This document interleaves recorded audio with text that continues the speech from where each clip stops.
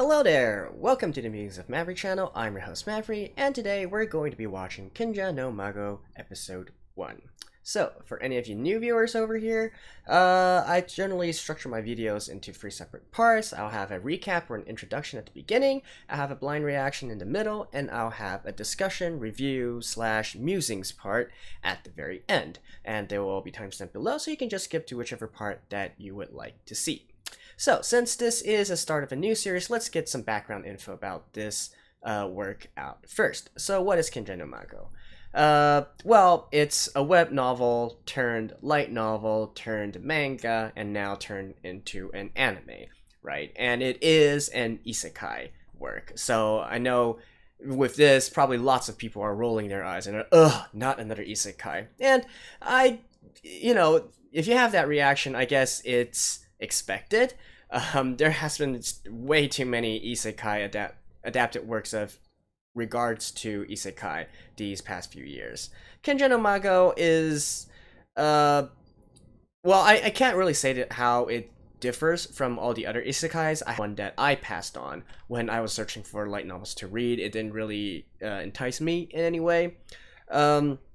But I have to say, it is very popular in Japan. Last time I was there, I could see lots of merchandise and lots of light novels for this one all over the place. So yeah, it's quite big. I'd say it's maybe slightly less popular than Shield Hero, right? Another isekai series that is running on right now. So there's that. Also, in terms of the people who are producing it, I don't really know the voice actors or the director that's doing this. The studio is Silver Link, so at the very least we can say that the action scenes should be animated properly, and we have something to expect in that department. But otherwise, not really much to talk about production-wise as well. So, in all honesty, this, to me, was a mediocre... it just screams of mediocrity, right?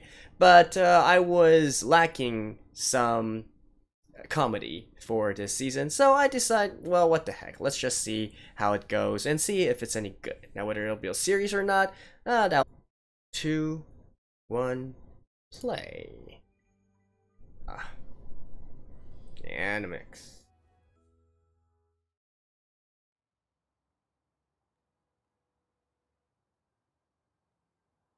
Oh, I should probably mention what Kinja no Mago actually is.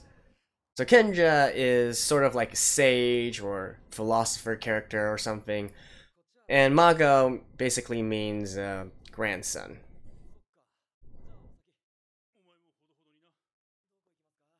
Son or philosopher's grandson, something like that.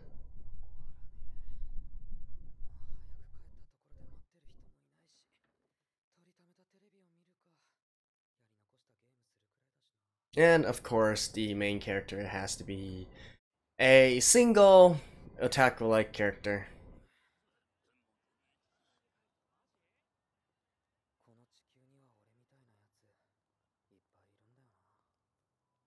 That's right, and that's why people like to watch these, so they can self-insert. Oh, is it gonna be Truck-kun? Okay, it's Truck-kun.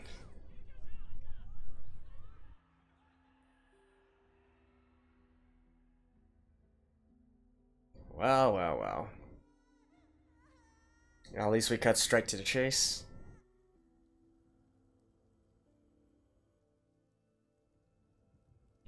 And I'm assuming this is the Kinja dude. A wise man's grandchild. I guess... technically you could say that. I mean, a sage is a wise man after all. Okay. The things that I'm more interested in is in the mechanics of the world setting, the world politics, the different systems, such as the magic systems. Shin.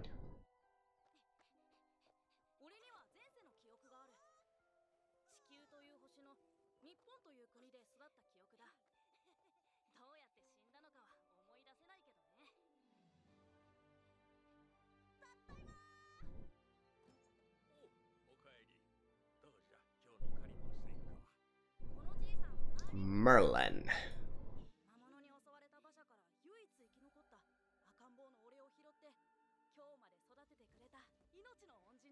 Okay, so there's space manipulation magic here.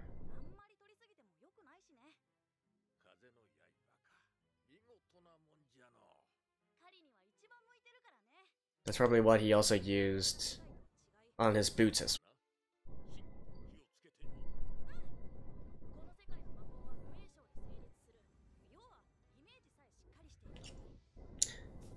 Then again, I do like MCs who are wizards or can use magic. Focus on using magic.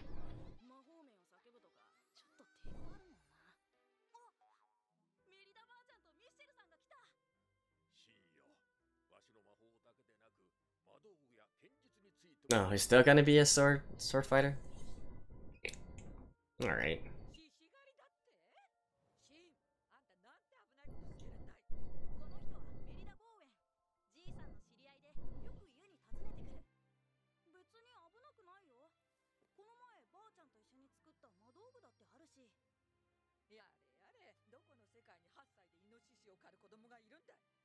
In a world of magic.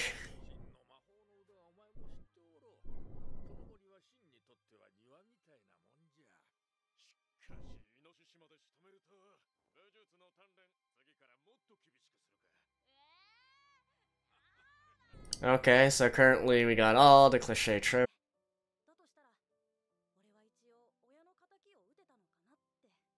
Hmm.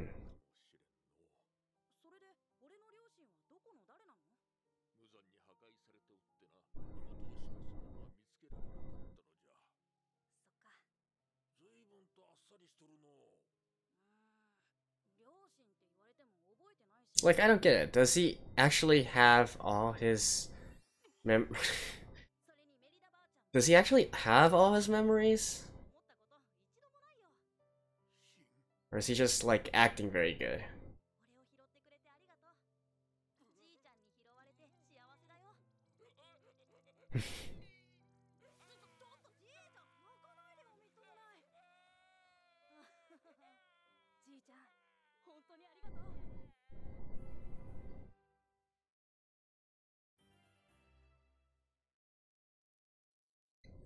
$15 now?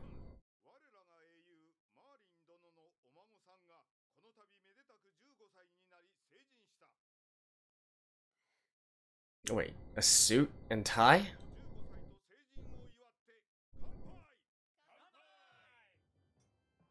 Alright, 15 years of age. Around the time of becoming of age in medieval times. No, seriously, why is he wearing a suit and tie?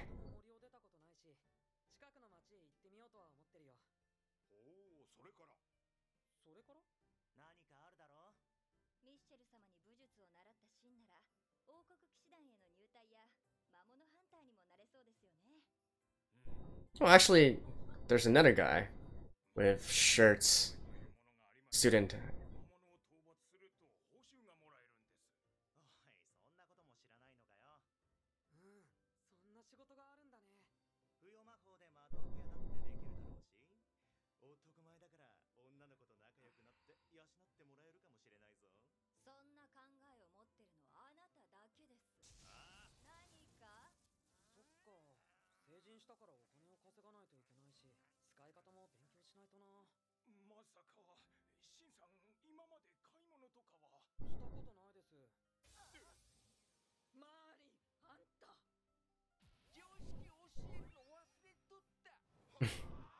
Yeah, I do recall from the synopsis that this is one of the premise of the story. But I don't understand it though. Does he or does he not have his memories? Like, you say that. Hmm.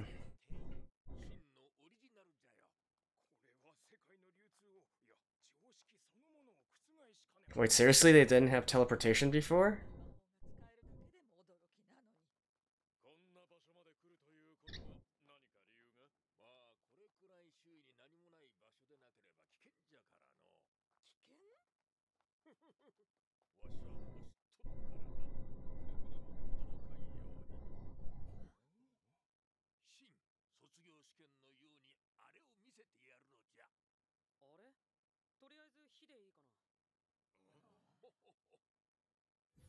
Ultimate level spell?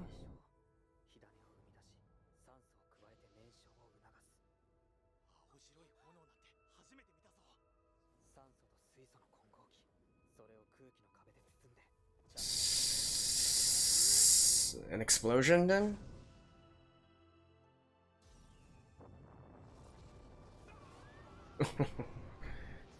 Okay.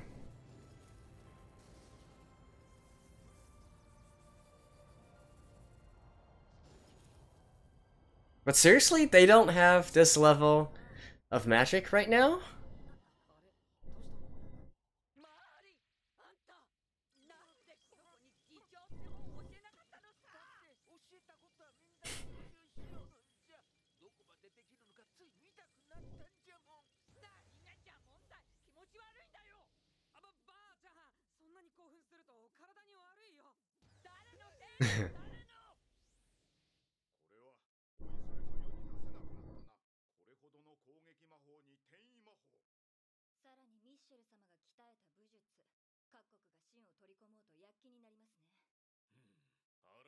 Okay, so he is OP in this world.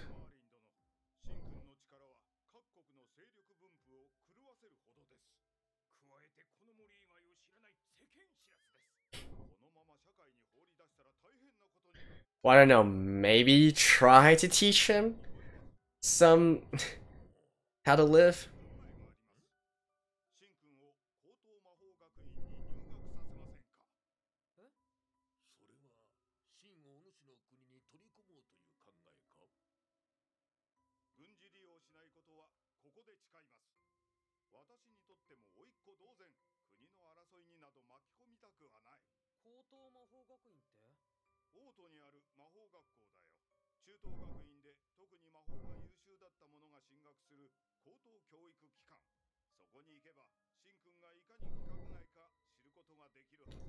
Okay, so we're starting with academy stuff.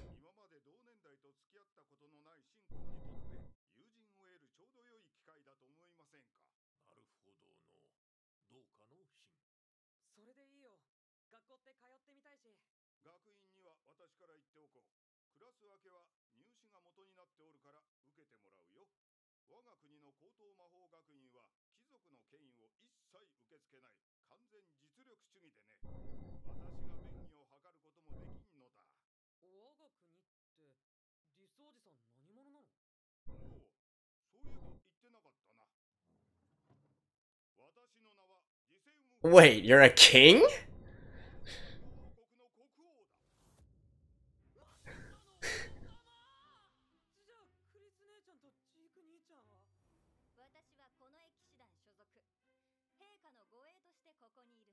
Okay.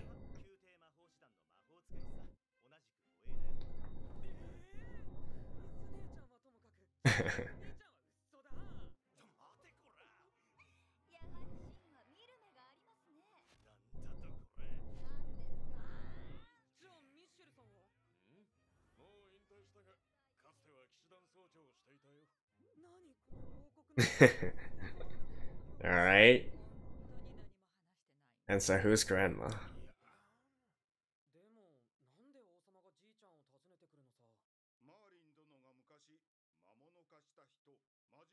It was you?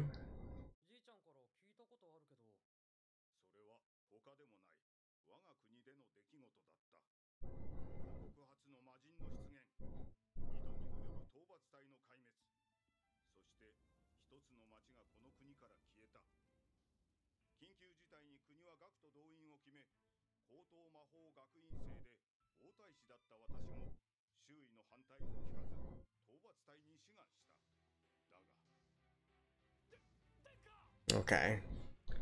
So he was saved by Grandpa.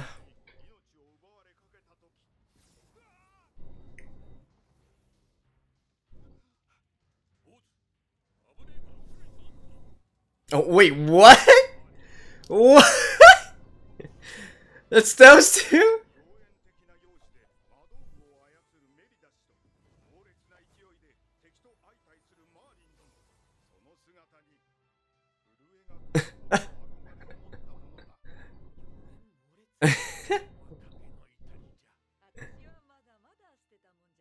What was this?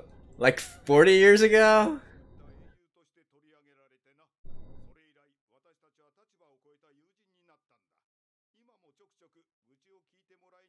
By the way, is this...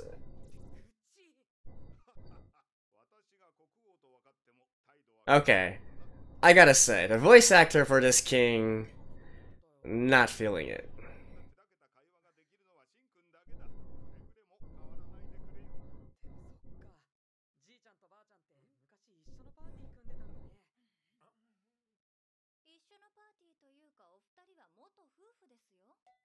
Huh? Okay. Kind of expected, but also unexpected. Okay, let me guess. We're going to see a glimpse of the female lead right before the end of this episode.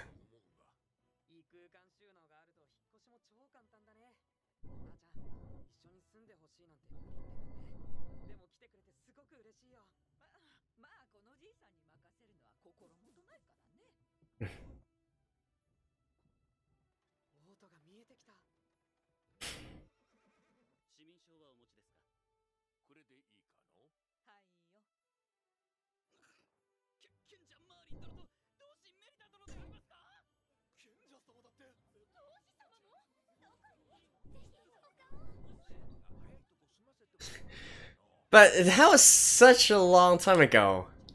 And they've been... I'm pretty sure they haven't showed their face in a long time, right?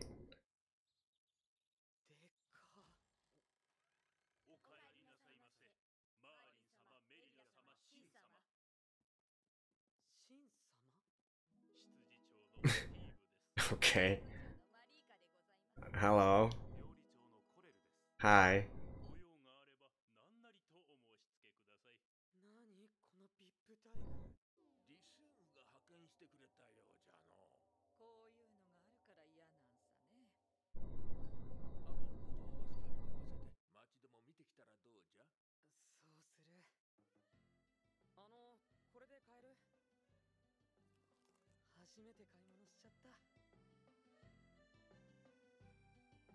Like, again, I don't quite get it. If he has memories of his former life, how can he not have common sense? Oh, and there we go. Probably the female lead.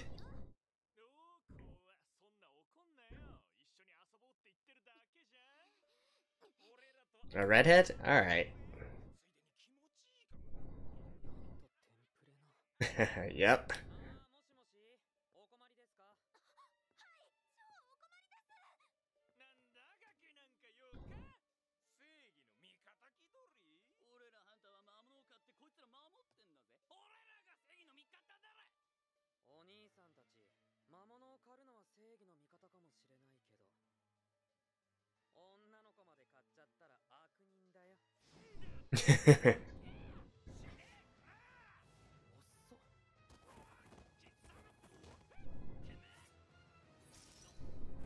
Okay.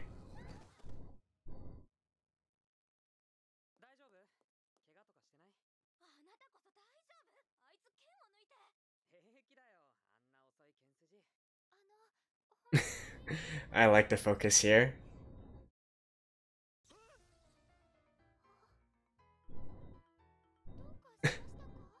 Oh. I thought... Alright.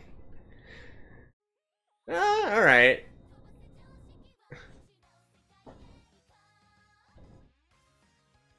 Alright, since this is the first episode, I will be looking at this song, but I will be muting it, just to avoid copyright.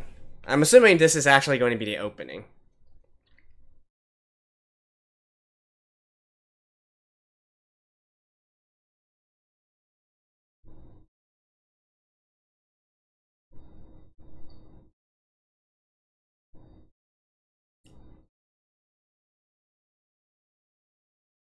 I believe it's Iris that's singing this.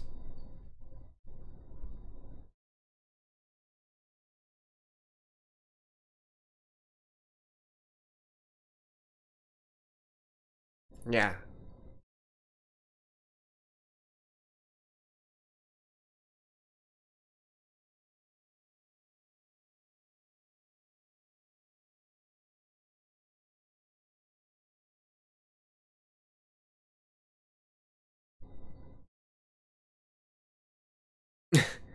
Okay, so it's actually these two? Alright. That was a nice bait and switch, actually.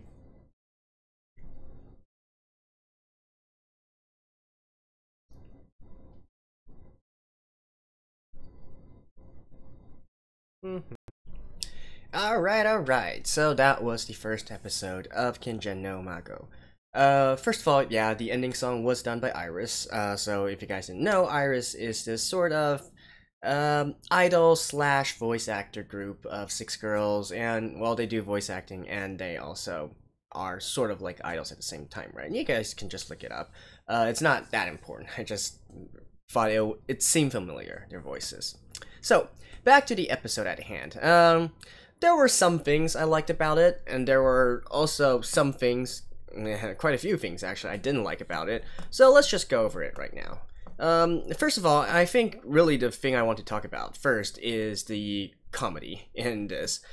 Uh, I feel like they were really trying to force a lot of the jokes. I don't know. The comedic timing in the parts that were supposed to be funny, I just felt was a little bit off. Like, I could get why that part was supposed to be funny, and indeed, internally, I felt, okay, that is kind of funny. But, I don't know. It just, the timing of it just didn't really give me, make me want to just laugh out loud, right? I almost feel like they are adapting this from a manga form and then putting it into the anime without any regards as to how to make it more cohesive, right? It feels more like a scene out of a manga, right? Panel by panel. So definitely need to work on that part. And maybe part of it is also the voice acting. Like I mentioned, the king, right? By the way, their names are way too hard to remember right now, so I'm not even gonna try. Especially since they also, it's the Japanese pronunciation of Western names, so no. The king, as I mentioned during the episode, the voice acting for it really seemed off. I went back and looked him up, and he actually is a actor slash voice actor who's been a veteran in this industry for like decades now. Although he's mostly an actor, so I don't know, maybe he's just off or something, but that definitely felt more like a novice reading directly from the script without putting much emotion or giving the character much thought. And it was really easy to pick out as well, so not sure what's going on there. The rest were okay, but the king, not feeling it. Not feeling it. So in that part as well, and also the entire pacing of the episode seems a bit off. Like I can get probably they want to just quickly introduce the world, and like I haven't seen the original light novel before, so I don't know how much they rushed this part.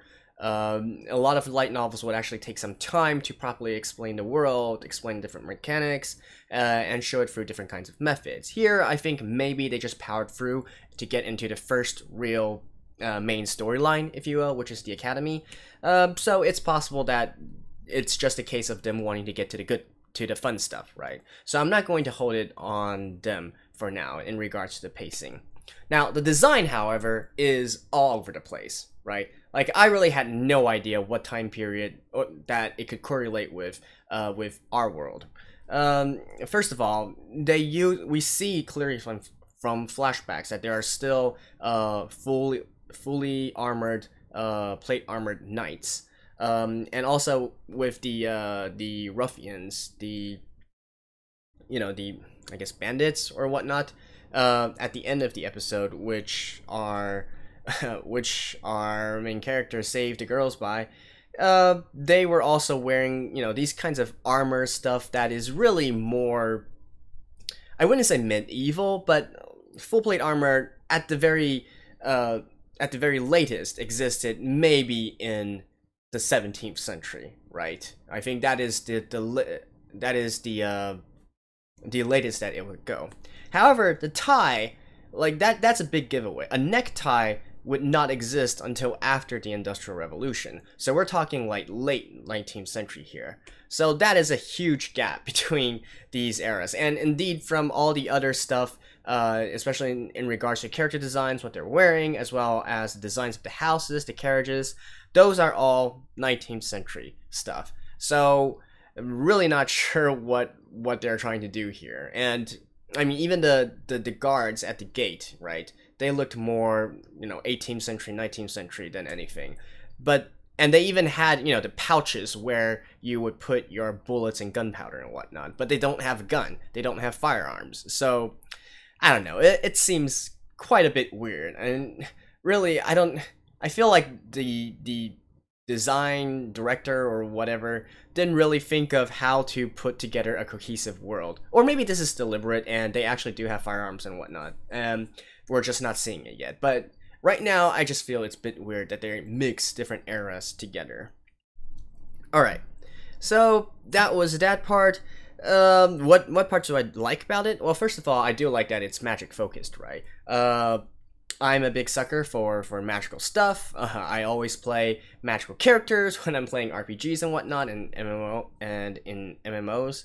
So yeah, this is right up my alley. I liked how they also use sort of more freestyle type of learning spells. There's things to be said for each kind, the more structured kind and the more freestyle kind, of which apparently this one is going for. There are pros and cons of each, but here, I guess, with this kind of freedom, you can really create anything you want, right? You can create new spells, and you're only limited by your own creativity. So that's something that would be cool going forward.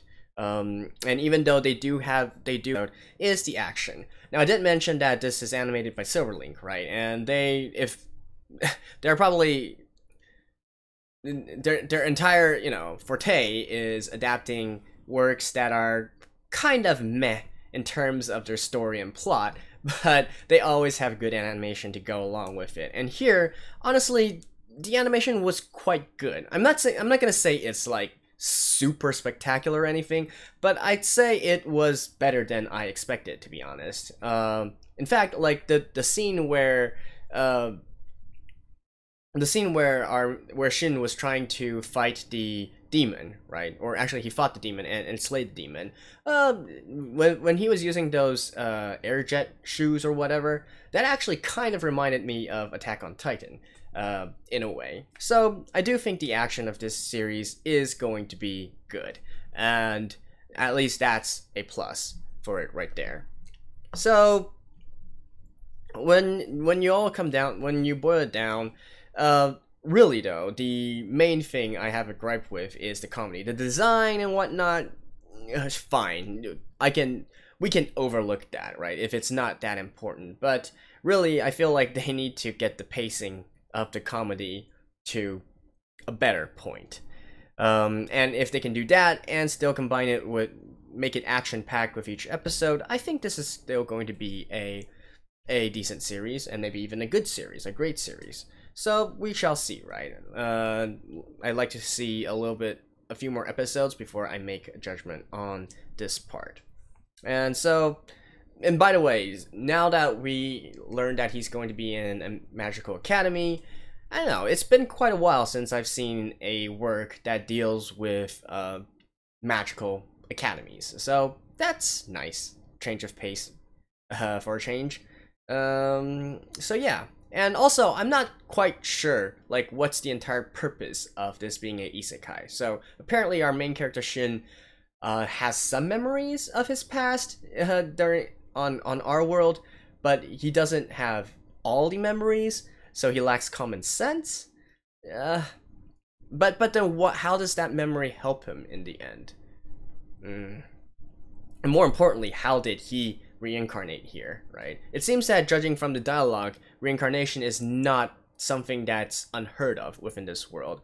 So again, with all these isekai works, something that you should always take notice is if there is something like, is the reincarnation system being governed by some sort of deity or entity or whatnot. So that's also something to take into consideration as well. There has to be a reason why this is an isekai, right? Either the character has some unique powers, or he has some unique knowledge, or it's a part of the overall story at the very end, and this reincarnation mechanism will play an important role. So we shall see. So anyways, this has been episode 1 of Kenja no Mago. I'll definitely be watching the next episode as well, maybe a few more episodes, to see how it goes along. So until then, let me know what you guys think of this first episode. Are you guys going to continue to watch it? And if you do, well, I'll see you guys next time. So take care. Bye bye.